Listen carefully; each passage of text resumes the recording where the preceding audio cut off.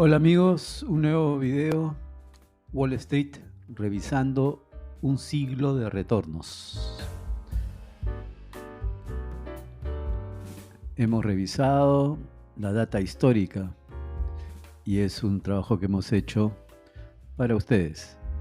El disclaimer: no somos asesores financieros, solo inversores, y este canal tiene fines exclusivamente educativos.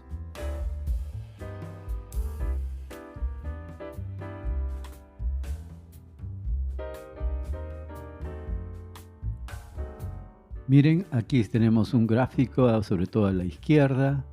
Si prestan atención es allá, es un gráfico del SP500 de este año, de todo el 2023, cómo se ha comportado, y en la parte superior vemos la otra gráfica de la otra línea de este caso de las top 10 empresas que tienen un PER de 26.9 comparado con el SP500 que está a 19.5, y eso representa el 86% de los retornos y 14% solamente las otras empresas. Esas otras empresas tienen un 17% de PER. Así que las principales acciones generaron casi el 90% de la rentabilidad de los precios, siendo 1.4 veces más caras que el mercado en general. Esta parte sí lo ha hecho JP Morgan, a quien le agradecemos esa información. Aquí tenemos un gráfico nuevamente, pero esta vez es nuestro, de Wall Street. Los precios desde 1928 hasta el 2023 en escala lineal, que la diferencia con la escala logarítmica que está a la mano derecha es que la escala lineal se grafica en 4 unidades. Es decir, si yo tengo una acción que vale $1 y luego gana $1, sigue siendo uno más, nada más una unidad. En cambio, en la logarítmica, ese 1 más sería un 100%. Por eso vemos plana la línea inicial y ahora vemos las diferencias de porcentajes que se evidencian en una escala logarítmica. Esa es la gran diferencia entre lineal y logarítmica. Las top 10 empresas son Apple, Microsoft, Alphabet, Visa, Tesla, Coca-Cola, Meta, Amazon, Nvidia, Union Health Group.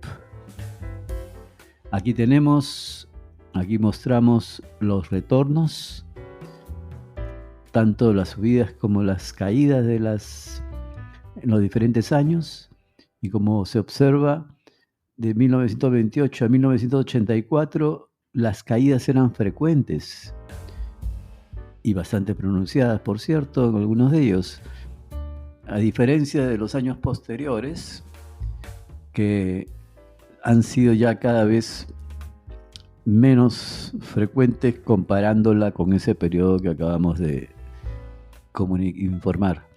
Aquí tenemos cuáles han sido las mayores caídas, las top 5 caídas de la bolsa. Y en primer lugar está el año 1931 con 47%, 1937 con menos 38%, 2008 con 38.5%, 1964 con 29.7%, 1930 con menos 28.5%. Desde el 2008 no tenemos grandes caídas que compitan con ese top de caídas que hemos mostrado. Aquí tenemos más bien ya no la caída, sino las alzas, las subidas de los retornos mejores que hemos tenido. Y los top 5 mejores retornos son 1933, 46.6%, 1954, 45%, 1935, 41.4%, 1958, 38.1%, 1995, 34.1%. En este siglo no tenemos grandes retornos como en esos 5 que hemos mencionado. No aparece ningún año de este siglo.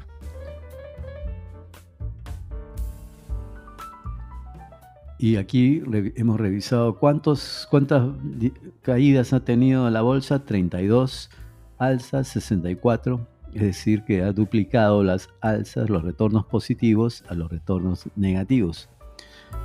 El mayor ha sido 46.59, como decíamos, en 1933. La menor, menos 47.07, 1931.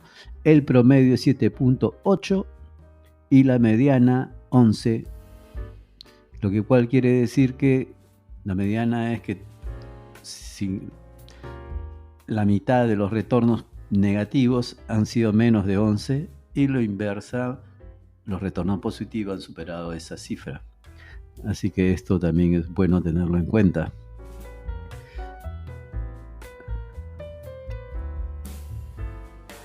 Ahora mostramos los retornos, pero por ciclos, que hemos agrupado y encontramos por lo menos 6 ciclos. Empezamos con un retorno negativo en los años 30, en la Gran Depresión del mercado norteamericano, en la economía norteamericana. De 1928 a 1953 prácticamente, como ven, los precios fueron de 26.19 hasta 24.72. Si alguien invertía en 1928, no lograba ganar hasta 1953, que recién el siguiente año llegaba a 29.72, que durante 19 años se mantuvo. Hay un ciclo positivo, luego un ciclo negativo de 7 años. Ahora encontramos en este siglo ya un ciclo positivo de 28 años, de 1980 a 2007. 4 años de ciclo negativo entre 2008 y 2011. Actualmente estamos en un ciclo nuevamente positivo. Eso quiere decir que tenemos que tener cuidado porque en cualquier momento puede empezar un ciclo negativo. No sabemos cuándo va a empezar, pero sabemos que le toca llegar en algún momento. Por otro lado, cuando se encuentra que el año previo es mayor al 20% del retorno anual, el siguiente año suele ser positivo. Esto es 2 veces más probable que lo que uno esperaría tener como negativo. Así que esperemos que esto se cumpla este año y sea un año positivo. ¿Qué cantidad, qué tanto incremento? No lo sabemos. En agosto, ahora vamos a ver los meses, cómo se promedia. En agosto es el de mayor caída, menos 1.1%, y luego está positivo, 1.9% octubre. Así, eso quiere decir que estamos ahora en enero con 0.3 positivo, prácticamente es lo que debiéramos esperar como promedio de los últimos 96 años que hemos revisado. Así que tenemos datos ahí que nos pueden servir para futuro.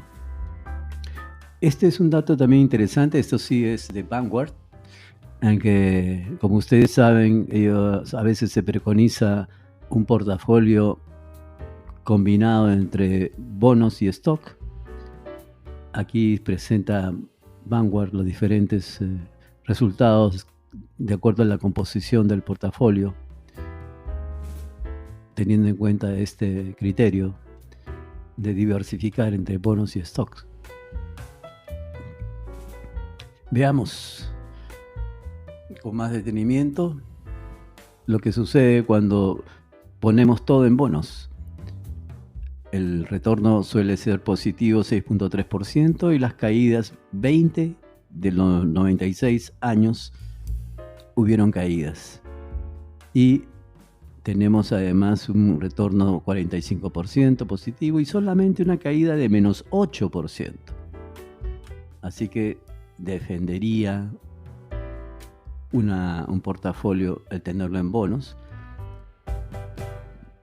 Ahora, si ponemos 40% en stocks y 60% en bonos, mejora nuestro retorno 8.7, las caídas bajan 19 de 96 años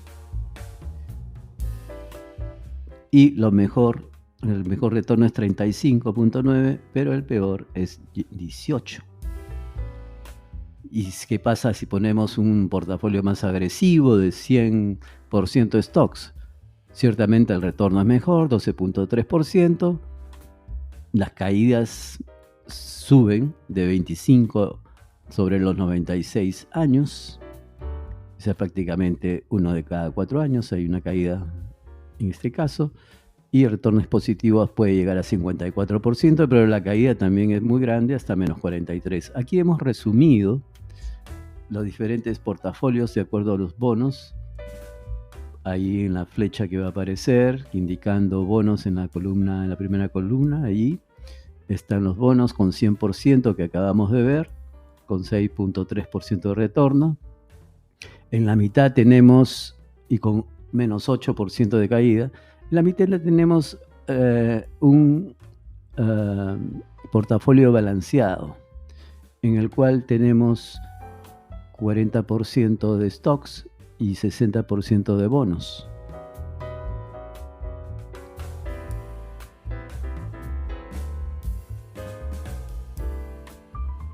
Aquí no tenemos ni grandes caídas ni grandes retornos, pero tenemos un retorno razonable que es 8.7.